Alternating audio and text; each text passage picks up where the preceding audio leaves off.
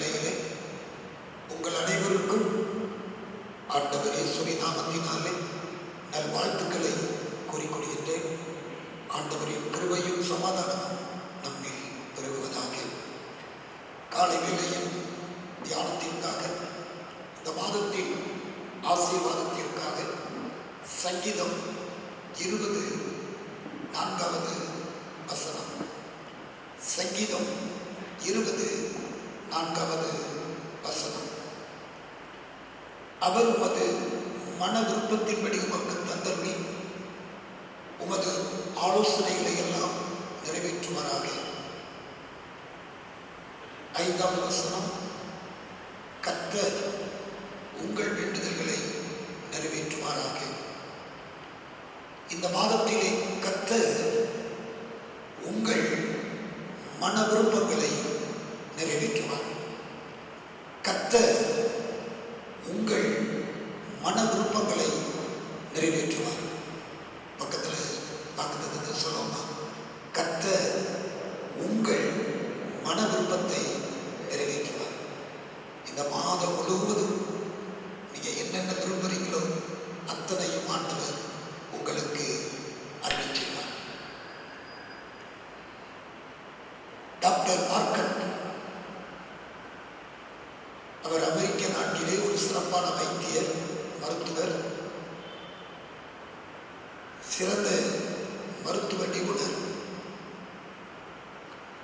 அவர் தன்னுடைய கண்டுபிடிப்புகளுக்காக அவருக்கு ஒரு பாராட்டு விழா ஒன்று நடைபெற்றது. அதற்காக அவர்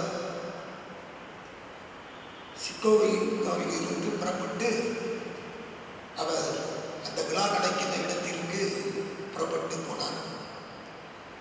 விமான பயணம். அந்த விமான பயணத்திலே இடையிலே சில தடையூறுகள் வந்துவிட்டது. அந்த தடையூறுகளின் நிமித்தமாக தொடர்ந்து அவர் அந்த விமானத்திலே பயணிக்க முடியவில்லை. குறிப்பிட்ட இடத்திற்கு செல்வதற்கு முன்பதாகவே அந்த விமானம் தரையிறக்கப்பட்டது.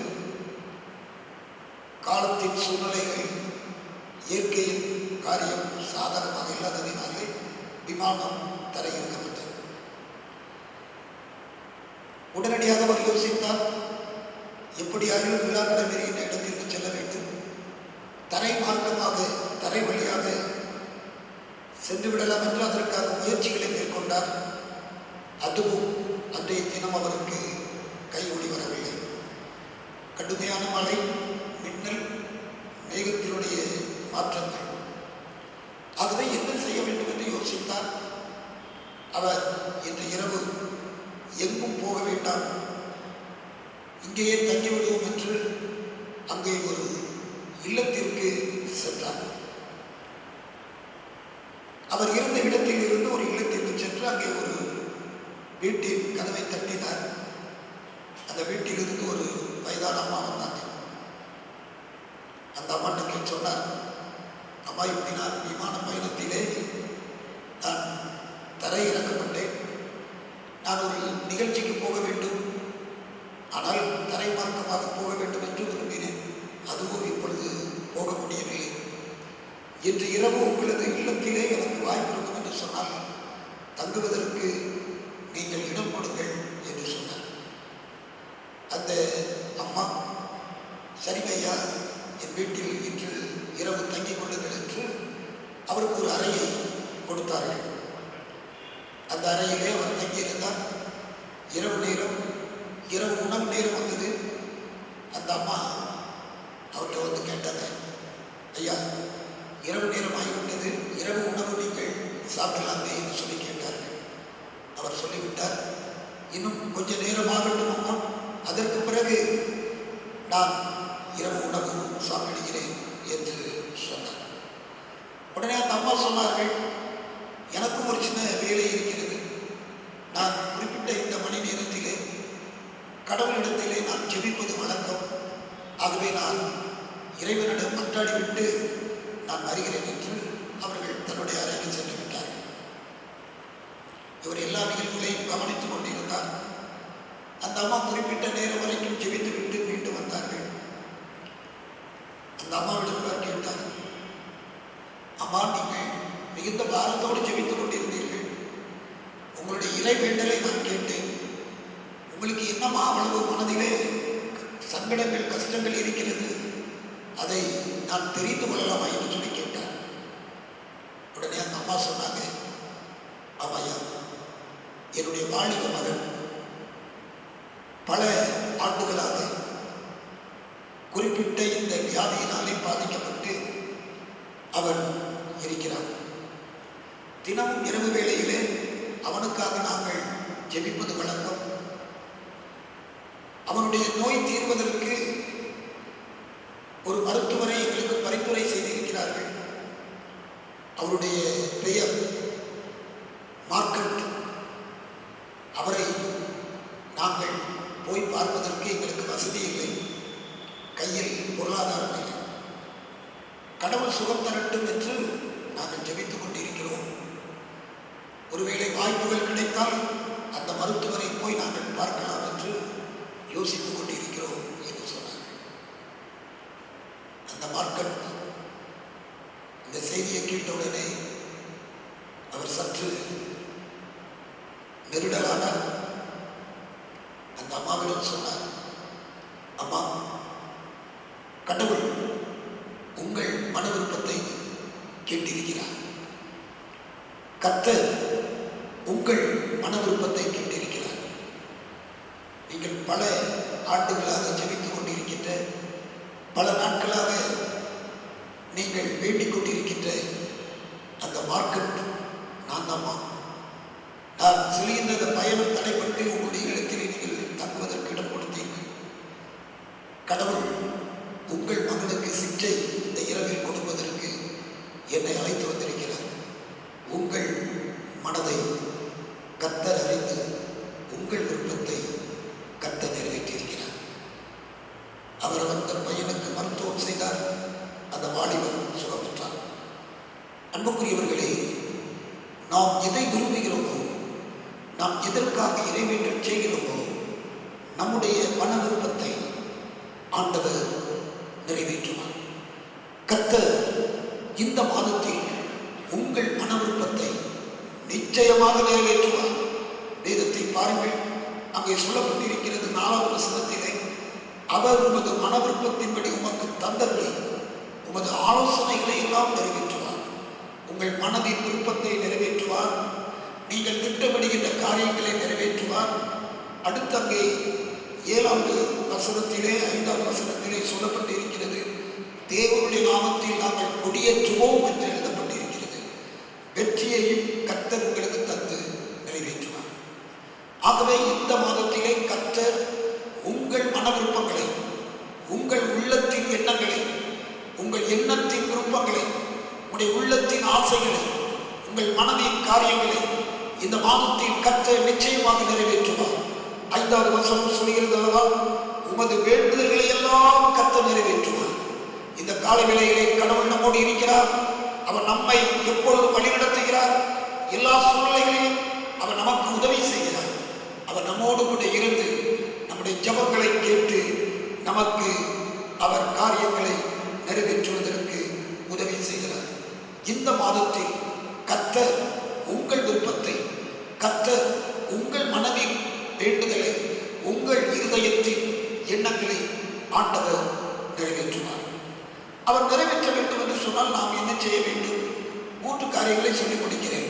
முதலாவதாக சங்கீதம் 20:9 சொல்லப்பட்டிருக்கிறது, நாங்கள் கூப்பிடுகிற நாளிலே ராஜா எங்களுக்கு செவி கொடுப்பார்.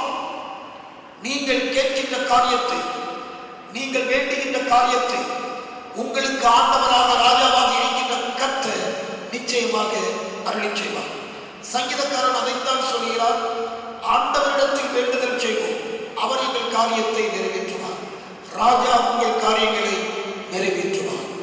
ஆகவே வேதத்திலே நாம் படிக்கிறோம் அல்லவா, ஜெபம் நமது உயிர் மூச்சு.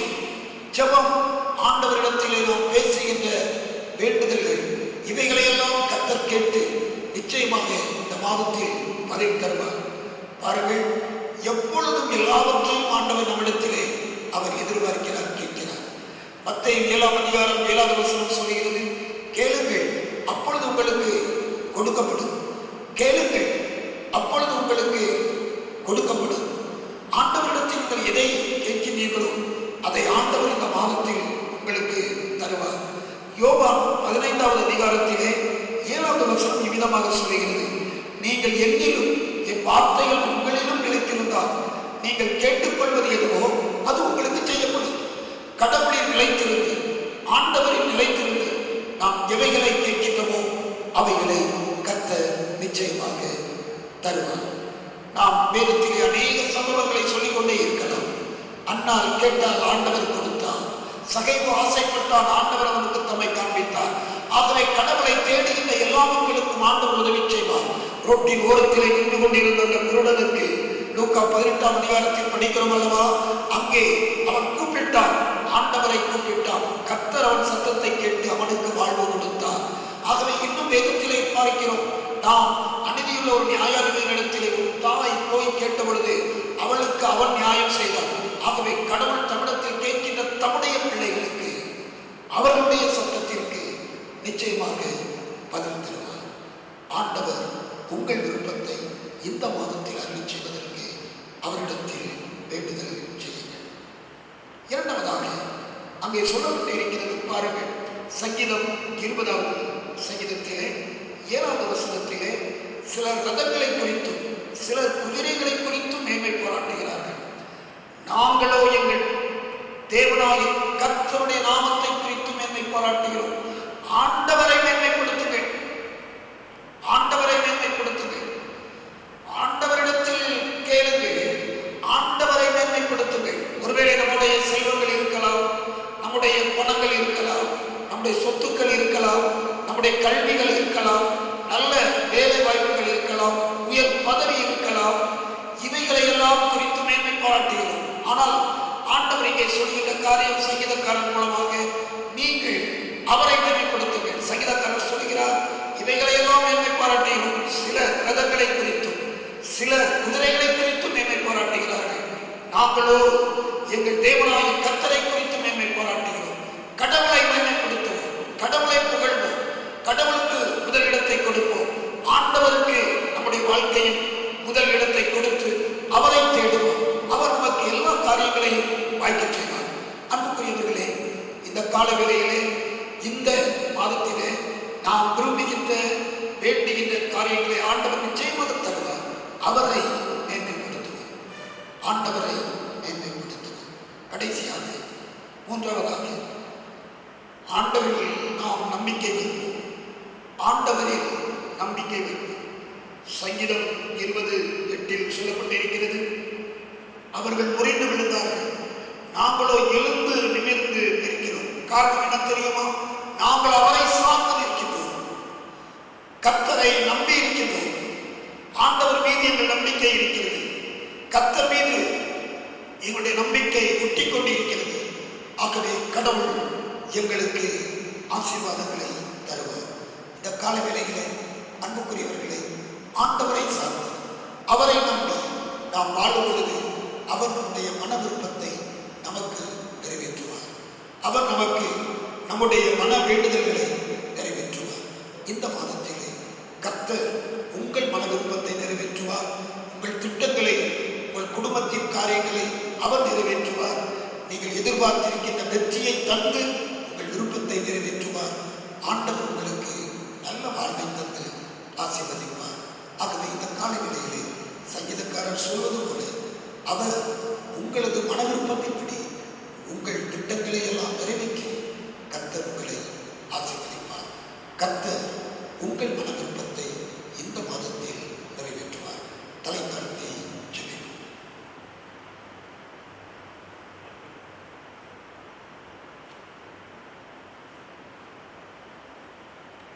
ஆண்டவருடைய சமூகத்திலே கர்த்தருடைய சந்நிதியிலே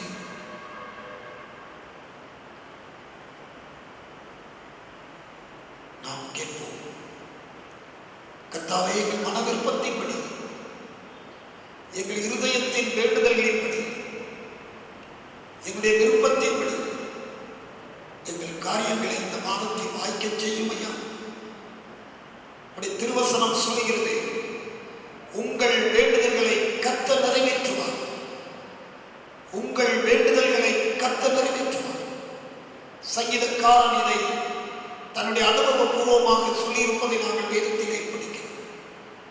இந்த மாதத்திலே எங்கள் மனதின் விருப்பத்தை கர்த்தாவே நீர் எங்களுக்கு அருளி செய்யும்.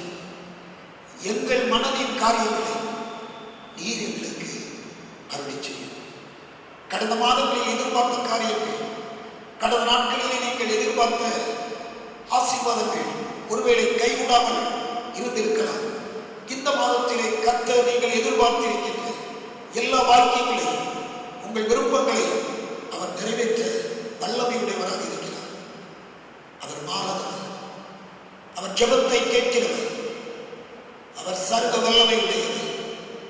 சர்வ வல்லமையில் ஆண்டவர் உங்கள் காரியங்களை எல்லாவற்றையும் கைகூடி வரச் செய்வார்.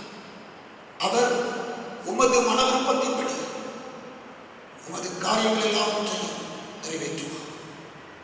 கர்த்தர் நிறைவேற்றுவார். அன்பு நிறைந்த தகப்பனே, எங்கள் அன்பு திருச்சபையின் பிள்ளைகள் இந்த மாதத்தில் தம்முடைய மனதின் விருப்பத்தின்படி இவைகளை எல்லாம் கேட்கின்றார்கள். அவைகளை எல்லாம் நீ கொடுத்து ஆசீர்வதி. எதிர்பார்த்த நன்மைகள், எதிர்பார்த்த பாக்கியங்கள், எதிர்பார்த்த ஆசீர்வாதங்கள் எல்லாவற்றையும் கொடுத்திருக்கும். தொழிலில் விருத்தி, வியாபாரத்தில் ஆசீர்வாதம் மற்றும் பணிகளிலே உயர்வு, வேலை செய்கின்ற இடங்களிலே நல்ல சுமூகமான உறவுகள் எல்லாவற்றையும் கர்த்தர் கொடுத்து ஆசீர்வதி. அவர்களுடைய விருப்பத்தை கர்த்தர் நிறைவேற்றி இந்த மாதத்தில் மகிழ்ந்திருக்க செய்யும். மகிமையின் கரம் அனைவரையும் இந்த காலைகளில் தொட்டு ஆசீர்வதிப்பதாக இயேசுவின் நாமத்தில் வேண்டுகிறோம் நல்ல